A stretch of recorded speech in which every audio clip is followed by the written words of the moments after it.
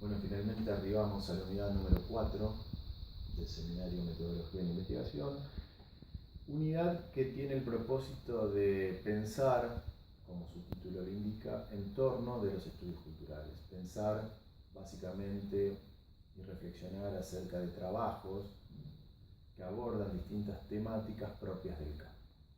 En ese sentido, utilizamos como disparador, o tenemos como disparador de la unidad, una pregunta formulada en un libro de Adriana Escribano titulado El proceso de investigación social cualitativo, en el que se formula, en su prólogo, se formula la siguiente pregunta.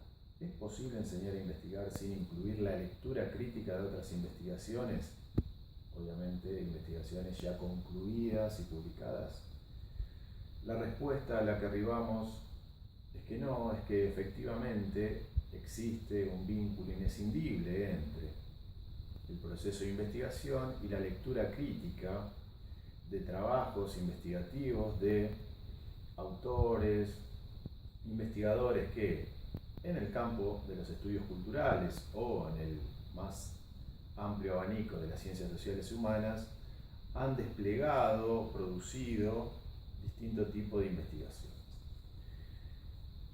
En función de esta respuesta, en función efectivamente de que creemos imprescindible el abordaje crítico, analítico de otras obras como parte de una mirada pedagógica que ayude a desentrañar otros trabajos y al mismo tiempo colabore en la proyección del trabajo del propio investigador, hay 4 aspectos fundamentales en los que vamos o quisiéramos detenernos.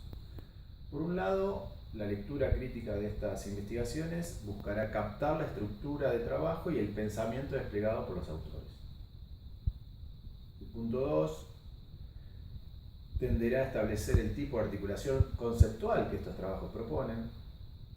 El punto 3 tratará de establecer o de que se observe el tipo de decisión metodológica adoptada. Finalmente, la idea es que podamos analizar el manejo de archivos y las distintas técnicas de recolección de información y generación de datos que utilizaron los autores trabajados.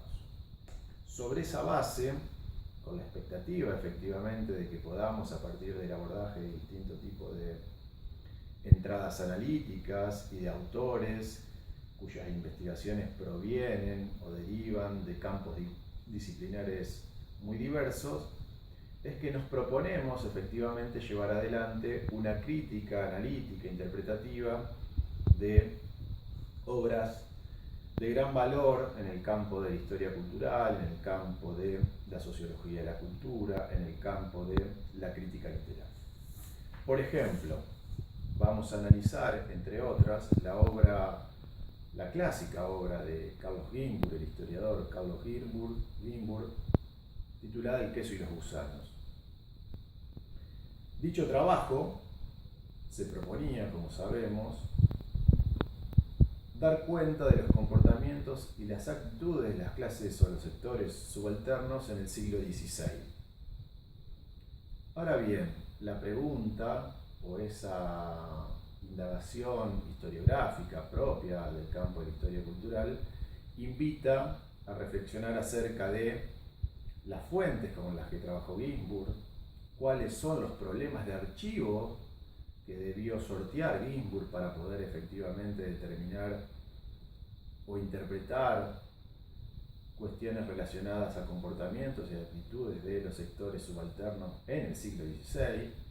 Finalmente, invita a reflexionar, entre otros aspectos, acerca del modo en que es posible recuperar la voz de los sectores populares, de los sectores subalternos, en función de reinscribir esa voz en el marco histórico en que tuvieron lugar.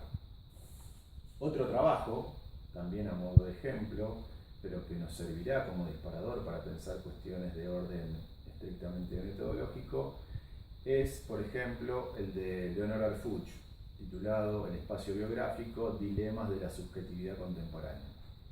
En dicho trabajo, inscribible dentro de una crítica cultural contemporánea, Harfuch se vale fundamentalmente de la antropología social y de la semiótica como instrumentos privilegiados de análisis y trata de observar, reflexionar acerca del socavamiento de la separación burguesa, si se quiere, o propio de la sociedad burguesa entre lo público y lo privado a partir de ciertas discursividades públicas sostenidas en la autorreferencialidad. En función de ese propósito planteado por Harfuch y en función también de lo que el libro nos propone para pensar la contemporaneidad, es que se abren preguntas de corte metodológico. ¿Cómo ordena Harfuch la mirada? ¿Qué historia o genealogía, qué recorrido hace el autor al respecto de este tipo de fenómenos? ¿Cómo define finalmente este fenómeno observado, esta mirada acerca de la autorreferencialidad? Finalmente, podemos decir, ¿dónde, en qué corpus finalmente trabajará o con qué corpus trabajará Harfuch precisamente para reflexionar acerca de lo que ella observa como un síntoma de la actualidad? Estos dos ejemplos, el de Harfuch y de Ginsburg, simplemente a modo de comentario y simplemente también a modo de referencia de lo que es el propósito de la unidad 4, invitarán a pensar, junto con otros trabajos en el campo de los estudios culturales y las ciencias sociales y humanas, cuestiones específicas que complementen la formación y los aspectos trabajados en las unidades precedentes.